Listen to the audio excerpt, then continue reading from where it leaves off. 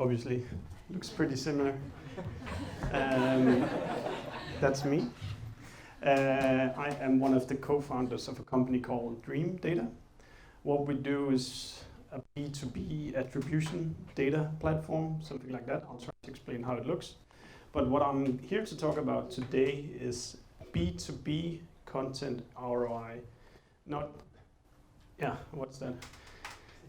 only is content a problem proving in a simple business case where you drive some traffic in from Google, get somebody to sign up and buy a product if you're in a consumer space. If you're in a B2B space with multiple stakeholders, it's much harder to prove the value of content. So this is a pretty similar conversation to what I found myself in at Airtime in the beginning or in the end of 2017.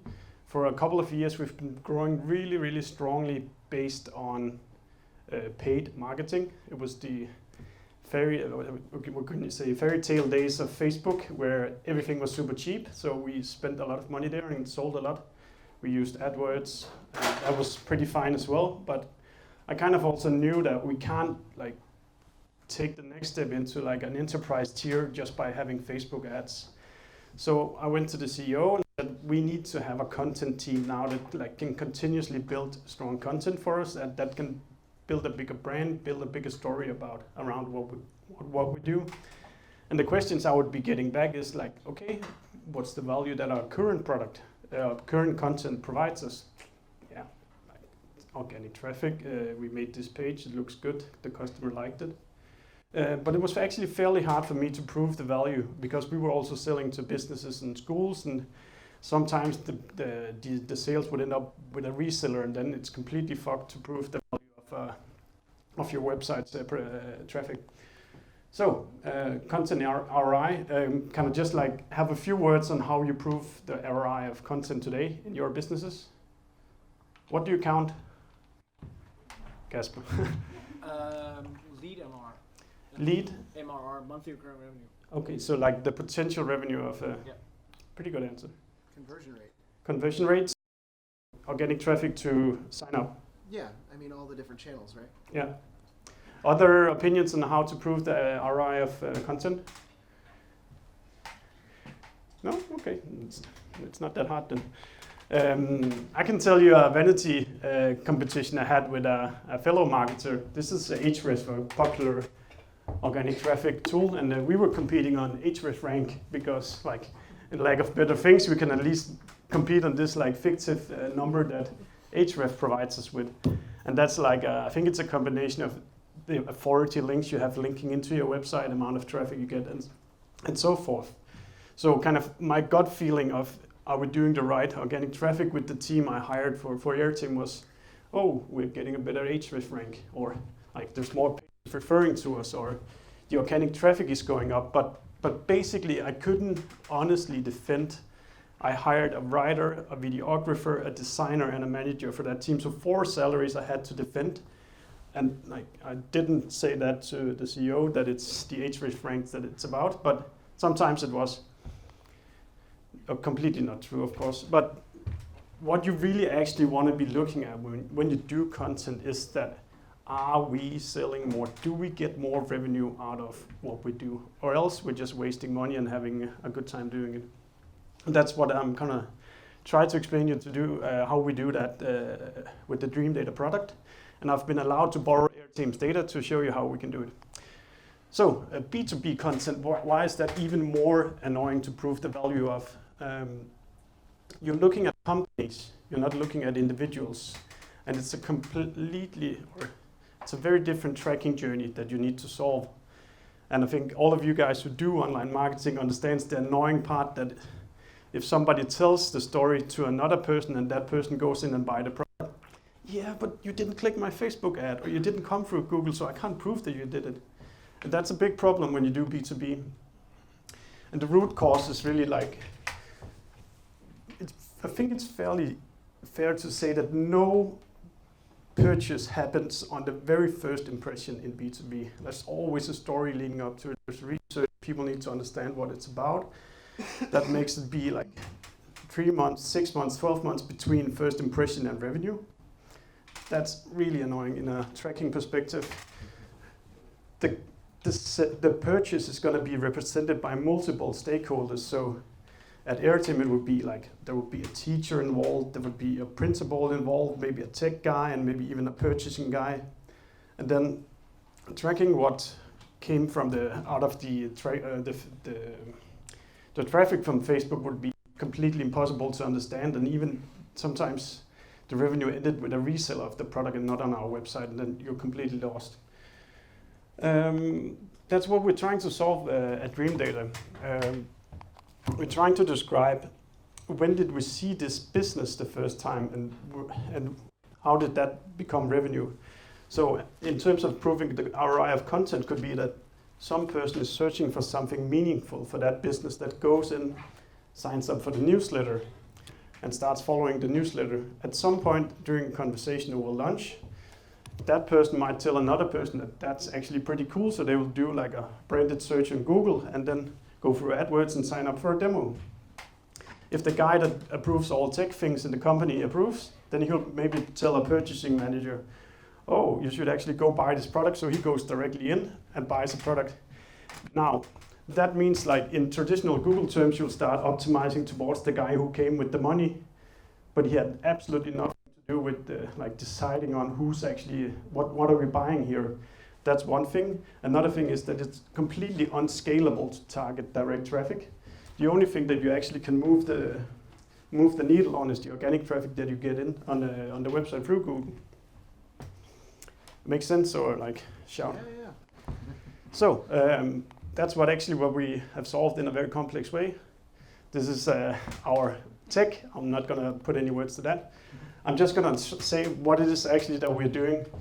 We're trying to do like a full funnel lifetime tracking. So meaning, where did you come in the first time ever we saw you, even though you were anonymous?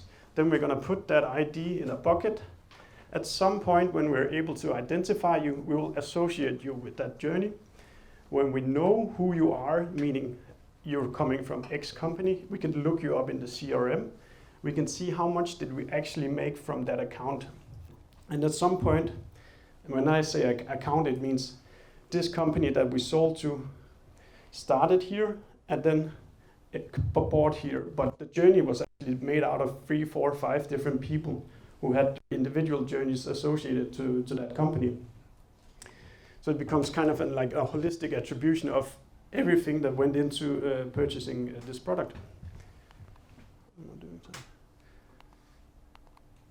Okay, so basically we are building this data layer where you can put all the anonymous traffic you get from Google into a bucket. When we can sort of identify you, we can start to associate you with a company. We look you up in the CRM, and then we can put money back into your journey. And now I'm going to show you how that actually looks. I think it's an easier way of explaining it.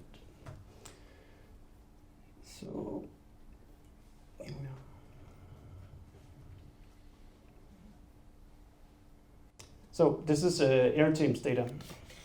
We're looking at all the organic traffic that Airteam have had in that given time period. I'm gonna show you their Q1.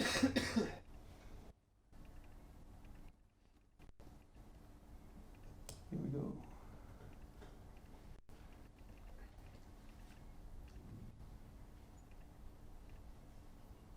So now we're gonna get a view of all the traffic Airteam got from Google in Q1. And now I am gonna isolate the content groups that I know I hired the team to produce the content in, and the only place that they put their content in the blog and the comparison articles. The product page you have is always gonna be performing well, the pricing page is always gonna be performing well, so now we're only looking at stuff that is published on the blog and stuff that's published on the compare side. Now you'll be able to see that those articles in the blog and the compare articles delivered 56,000 visitors, vanity number. But what we're also able to say is that 70 deals actually came out of those journeys, and that's resulted in $37,000 produced in real money, because all the traffic from Google is associated with deals that actually happened. And that's like a major improvement comparing to judging your content based on what you can see in Google Analytics, because normally you only look at, oh, there's an uplift in organic traffic, oh, there's an uplift in email signups. In the B2B space, it's practically impossible to get the CRM value back into Google Analytics. And what you can then do with this thing is that we can scroll down and see, okay, what are actually the URLs that are driving this traffic? So you can per URL, for example, here's a screen sharing article that resulted in X amount of visitors, 16,000, got 75 contacts signed up, and it's actually resulted in 10 deals and $4,300. That's actually real money that you can pay salary with, and now I can actually start defending hiring more or less people. A good tactic that you can take home with you today also. You can see the content groups out here, and it's called compare, compare, compare, compare, compare. And if you look at the numbers that Airteam is driving in terms of deals coming from product comparisons between Airteam versus another product, it's an extreme amount of money that they make. What we're looking at is actually only the first contract. You can switch to a view where you get the realized revenue, so everything they've made from Q1's content, and it's actually $80,000 that they've made on deals that came from organic, signed up for a demo, signed up for a newsletter, and salespeople ended up closing. So now it's very, very easy for me to go back to the CEO and say, hey, my team actually produced $80,000 in revenue. Maybe we should actually hire more people instead of like questioning whether to do it or not. Last hack. So articles are doing well. I'll remove them from the view. Now let's look at what's driving the deals. Screen sharing. This one has 16,000 visits but only 10 deals. Pretty bad conversion rate. That means you should probably go into that article and say like, am I converting enough? Could I be more obvious with my call to actions? Something seems wrong there. Or perhaps it's just a very, very broad article and maybe we should be more narrow with it. Another thing that is funny is that there's a Samsung Flip article that has led to 4 deals and only 2,000 visits and led to $1,600. There's 10 or 20 different digital whiteboards like the Samsung Flip, but Airteam has still not produced an article about this product or the alternative products. It's pretty fair to say that this article leads to money. If we produce something similar, it's quite close to making it's pretty fair to say that they're probably also going to be making us money. The last thing I want to show you is now I can start to do link building and SEO related to money and not related to vanity. So here we have an integration to Google Search Console. You'll start to see, okay, how is Airteam ranking on this article that we know is worth money? And for a lot of places, it's ranking 8, 9, or like double digits, and then you're completely lost. So we know now if we ask somebody to link build to these articles, it's very closely related to driving more money. That's basically what I wanted to show you, connecting anonymous search traffic with the money in CRM. And I think that's the least vanity way of building content. Thanks.